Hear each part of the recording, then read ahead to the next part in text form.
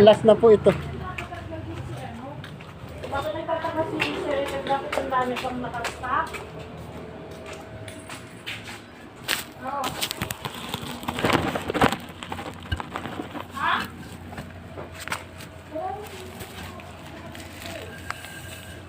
Ano yun?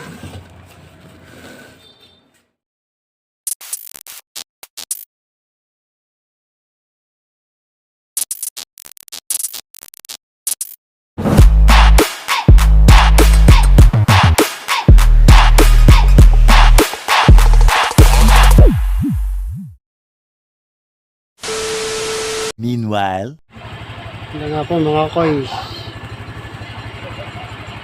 Hindi ako kalahin na nakaka-experience ako ng mag-deliver ng hollow blocks. Napapanood ko ito sa mga content ni Manoy, yung sikat sa TikTok. Ay, boss, kanino yan? Dodong. Mag-deliver siya ng hollow blocks. Ito, legit. Naranasan ko mag-deliver ng hollow blocks, hindi lang ordinaryong hollow blocks. Dahil tumitimbang siya ng 11 kilos tsaka 21 kilos kada isa. Bali, na-pick up ko to sa Plaridel, drop off sa San Juan. Ayan ko, mga 2 piraso lang yan. Isang 11 kilos saka 21 kilos yung nasa baba.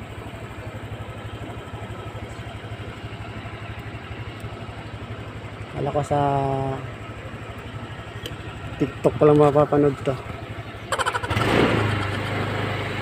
or di ko mararanasan sa totoong buhay.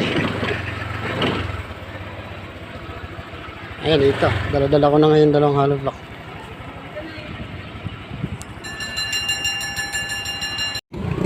Yes po, ma'am. Lala mo po. Lala mo po. Ha?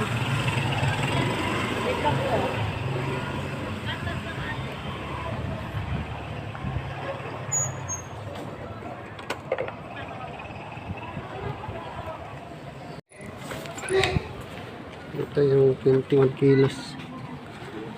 Bigat. Paano masabi?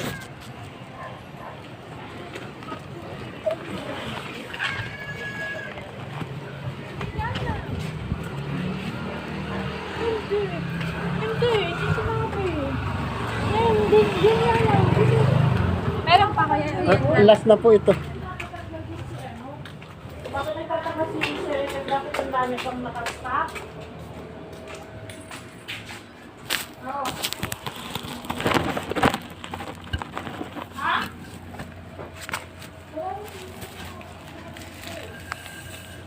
Ano yun?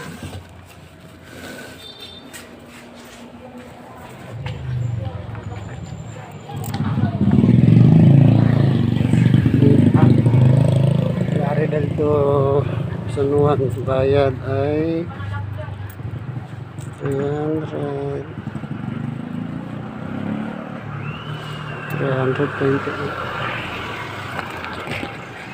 Sana ko.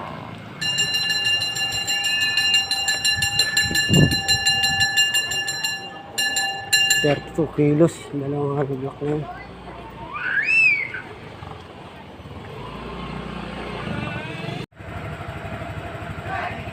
So joyride naman tayo yung lahat ng booking. Nakadalawa tayong biyahe sa Lalamig.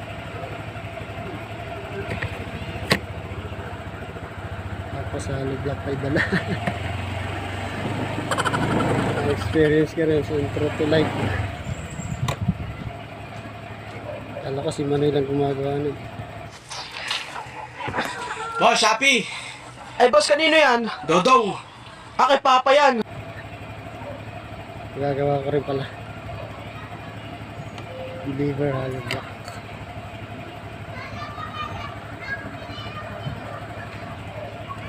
Hollow block na yun, ano, pasadya. Ang bigat.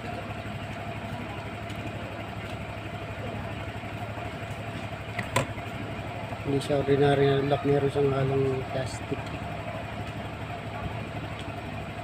Kasi usually ang ordinary hollow block pambahay 4, 5, 6, magagaan lang mga 5 kilos lang. Yun 11 tsaka 21 kilos. So yun mga koy, hanap tayo ng bukay sa Fishing Rider.